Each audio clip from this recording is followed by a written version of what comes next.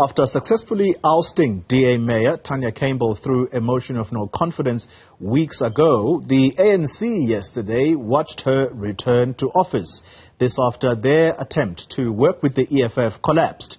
For more reaction on how the Democratic Alliance can solidify coalition agreements in the future, we're joined now by the party's leader, John Steeenhuisen. John, good morning to you and thank you very much for making time for this conversation. How then do you solidify the coalition governments, particularly where it is called minority governments like Ekurhuleni? Well, thanks, Molly, and great to be with you and the viewers today.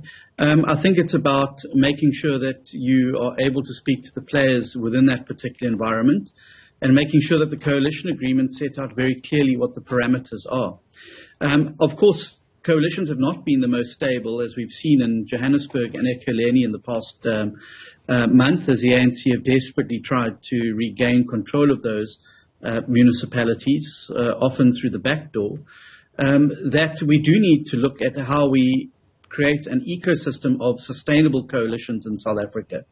And in light of that, we've introducing in Parliament a number of legislative pieces that we believe will set about solidifying and ensuring that these coalitions are able to be stable going forward. And this includes looking at things like thresholds, looking at things like a registrar of political parties in South Africa where coalition agreements would have to be lodged, and of course extending the time limits on how you can form these coalitions.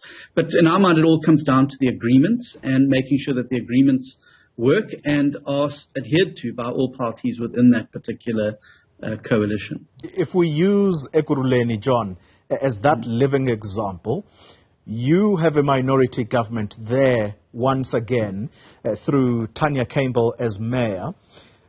The EFF, you by no means can call them a coalition partner in that government, but what they did yesterday was to donate votes, as they would have us know back in 2016 when they started doing this.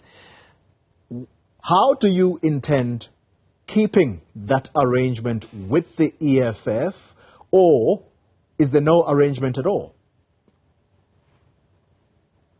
Well, there is no arrangement at all, and I'm sure they would confirm that as well. And we've made it very, very clear that we will not go into formal coalition agreements with the economic freedom fighters. It was a campaign pledge that we made going into the local government elections.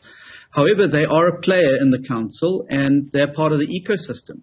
I imagine that their vote will be on a case-by-case basis. And obviously, when bringing items to the council agenda, it will be around trying to get as broad a consensus as possible to make sure that they pass. That is the environment which we're now forced to navigate. And we will continue to do so as we've done in the past.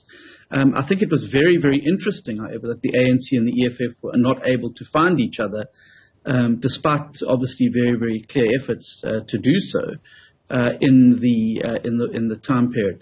I also noticed that the epithet of arrogance is not being labelled onto the ANC for not letting the EFF take the mayoralty in Ekurhuleni. Because that's certainly what the DA was accused of around the speaker position in Johannesburg. But obviously, these things are going to be tough to manage. But they are the cards we've been dealt. We can't go back to the dealer and ask for a shuffle. The cards are on the table, and we've now got to play them as best as we can and in a way that serves the residents and service delivery in that municipality best. Because I think that's the priority for the municipality, not these house of cards games, but on how we can deliver stable, effective, efficient services to the municipality. And I think that if one looks at what happened to, for instance, the refuse removal system in the fortnight that Tania Campbell and the DA government have not been in charge, it's a very good example of what happens when you have the instability at a local government level. It means that services suffer, and through the services suffering, our residents suffer. We've got to prevent that from happening and turn our municipalities into arenas of excellent service delivery, and that should be the focus.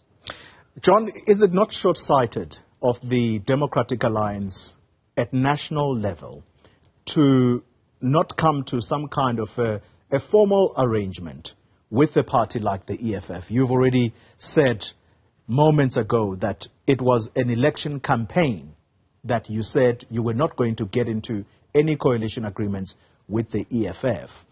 However, on the ground, just talking to a spokesperson of that coalition government ahead of yesterday's decision to return Tania Campbell, they said they have been working, albeit informally, with the EFF in order to pass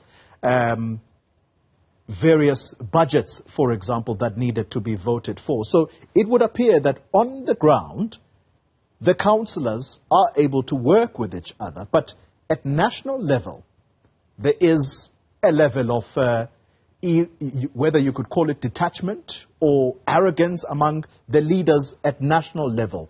Why can't you come together for the sake of residents? It's not arrogance, Polly. It's born out of our experience of having a coalition agreement with the EFF in 2016, where our fingers got very, very badly burnt in Johannesburg, and we saw the concessions that were being extracted out of that administration around the vanilla fleet tender, around appointments of senior officials. And call me old-fashioned, but when I make an election promise to voters, it's one that they can trust to be taken to the bank. And we don't make reversals on that. Parties that reverse on key election promises always get punished by the voters when doing it. As I've said, we're happy to work on an issue-by-issue basis with all parties in that council to bring stable, effective, accountable government. And that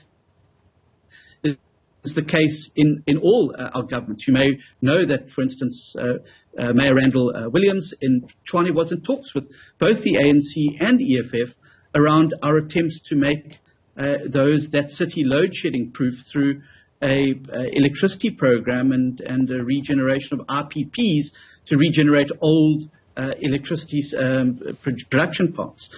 You've got to navigate that environment. It doesn't mean you're in a formal coalition. There's things in the National Assembly, for instance, where we vote with the ANC on because we agree with the approach. There's lots of things we don't vote with them on. It doesn't mean we have to have a formal agreement with the ANC or formal coalition to do so. And I think councils are no different. You vote on an issue-by-issue basis. The cards that have now been dealt to us in Ekurhuleni are one where we're back in the mayoralty, and we will continue to work with all parties in that ecosystem to try and improve service delivery. Yeah. But, I think when you betray your core value proposition and you break promises, that's really on very shaky ground with voters. And I think voters should know when they vote for a party where their vote is going and what it's going to do, and the fact that they can trust the party not to betray that particular mandate. John Steeenhuisen, thank you very much for your time. Leader of the Democratic Alliance, joining us there.